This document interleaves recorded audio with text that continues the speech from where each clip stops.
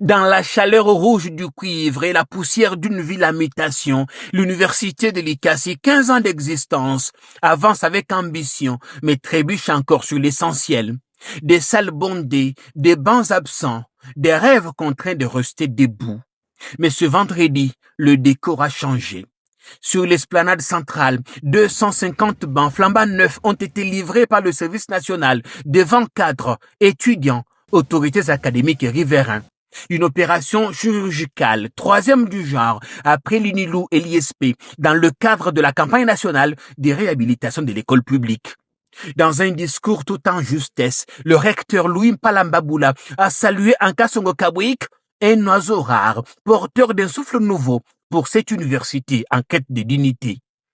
Béni soit ces jours à Dieu, jour de bénédiction, car un don est venu vers nous pour nous épauler dans notre mission de l'enseignement universitaire et supérieur.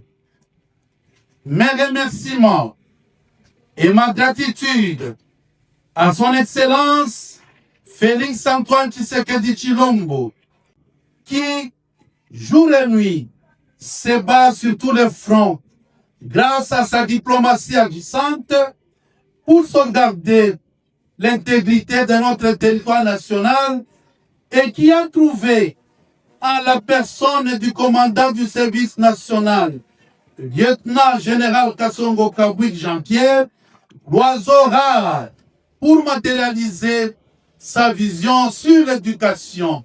Un discours magistral comme sait si bien le faire un professeur ordinaire. Face à lui, le général 3 étoiles, fidèle à sa méthode, moins de mots, plus d'actes. Il a réaffirmé l'inspiration du président Félix Tshisekedi, père de la campagne, pas d'école ni université publique sans banc, dont le service national est un instrument d'exécution, discret et redoutablement efficace.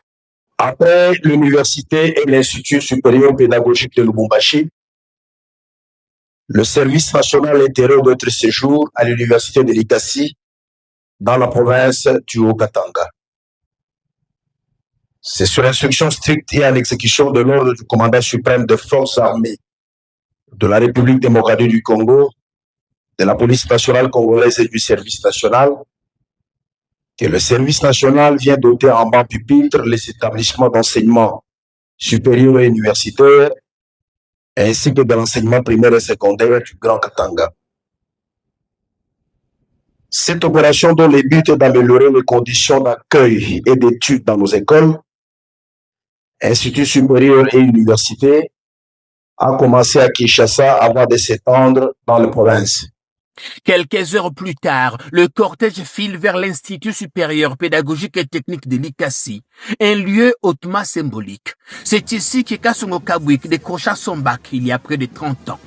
Ici aussi, 250 bancs livrés, soit 1250 places assises pour une institution en plein chantier.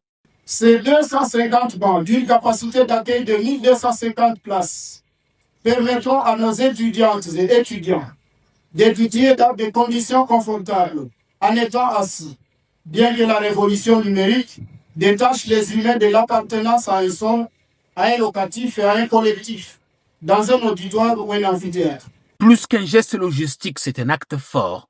Un banc ici, c'est une justice rendue. Une place assise, c'est une dette de la République honorée.